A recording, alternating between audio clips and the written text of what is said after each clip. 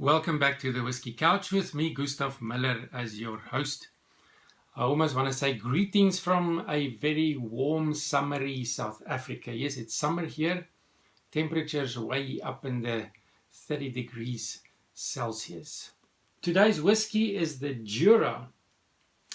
On this very warm summer day, Jura 10-year-old, the origin from the Jura Distillery. I'm going to do a series on some of the Jura whiskies.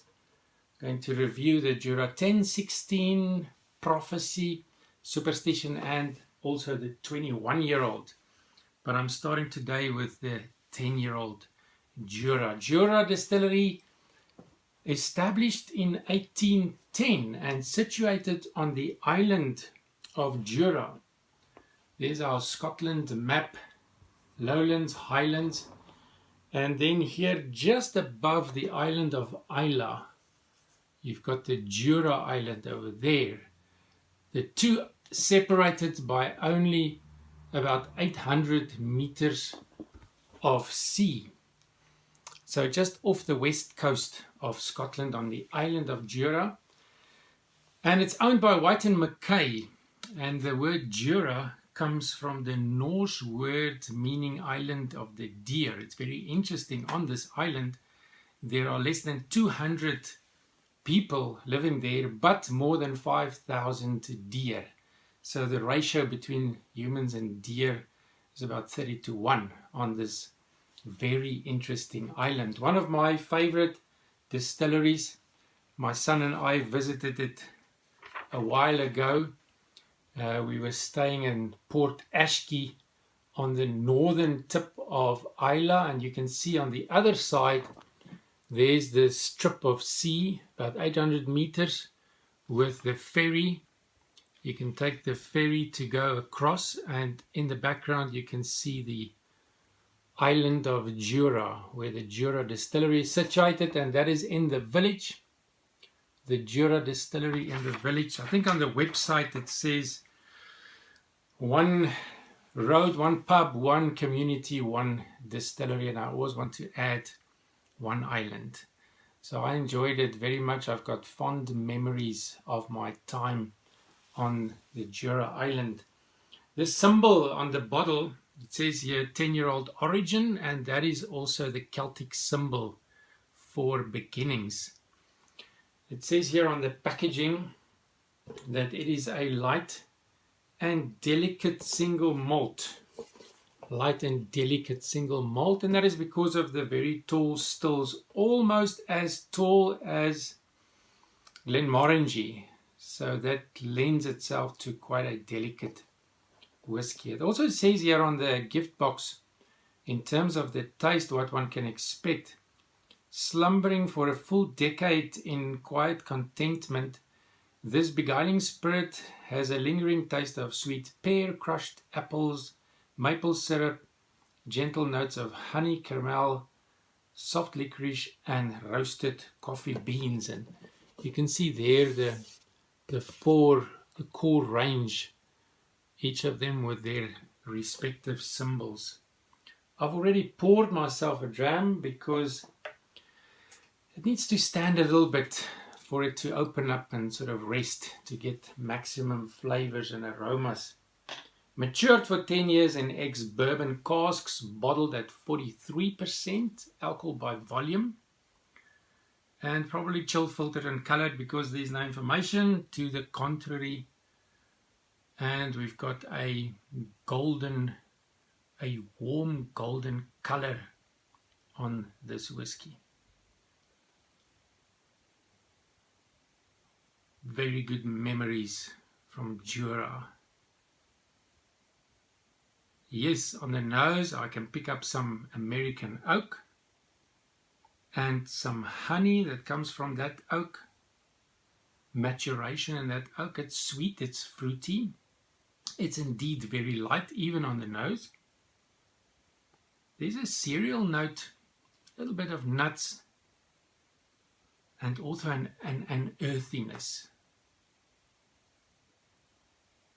Very good whiskey.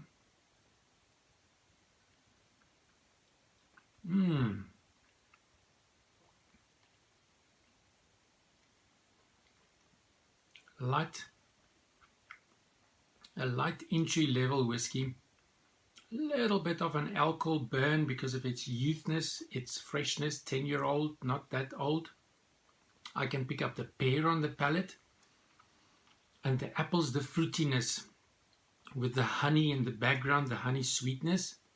Not overly sweet, just a hint of that honey sweetness, and the coffee notes is like just faintly, barely noticeable. But there's also a slightly salty note. Being a coastal distillery, it'll always pick up some of that sea salt in the sea air surrounding the distillery. There's also a bit of vanilla on the palate, a bit of bitter oak notes coming through, and quite an oily one.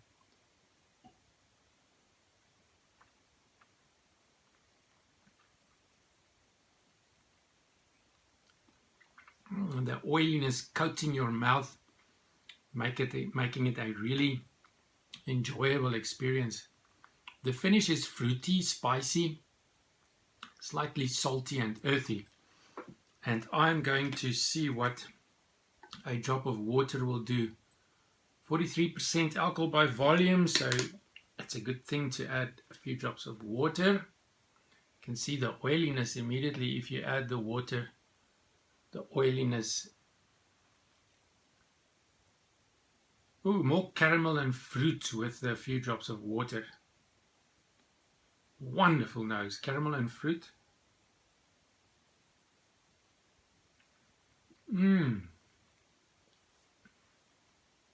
Even more fruity, a little bit sweeter, and the saltiness still remain. If I have to summarize what I'm experiencing here with this Jura 10-year-old origin, I would say light, fruity and sweet with a hint of salt. Light, fruity and sweet with a hint of salt. And I think it's a very good entry-level whiskey from the Jura Distillery, and absolutely worth the money. Around $50 in the US, £30 in the UK, and here in South Africa around 500-600 rand. If you want to pair this whiskey with a food snack, then I would recommend trying to connect with the slight saltiness, perhaps with a smoked trout pate on a cracker. That could work very well with this whiskey. I have chosen for today a mini crustless Kirsch Lorraine with a little bit of onion marmalade. And I'm expecting the sweetness, because it's a very sweet onion marmalade. The sweetness will connect with the sweetness in the whiskey, and the crustless Kirsch Lorraine is a extremely puffy and very, very light snack. That'll go well with the light whiskey. This whiskey lends itself to dessert pairings. So this Cranaghan Scottish dessert made from whipped cream and onion, whipped cream and definitely not onion, honey, toasted oats and berries.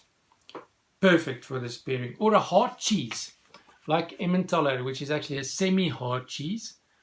And because of the saltiness in the cheese, that can be quite a good pairing. Another option is the Comté cheese.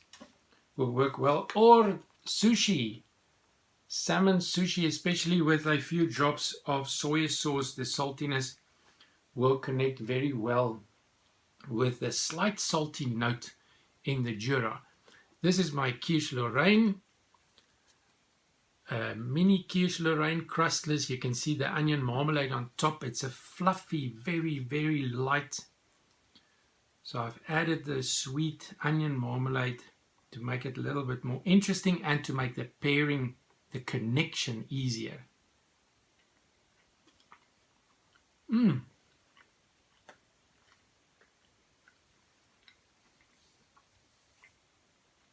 So light, with a hint of sweetness in the onion marmalade.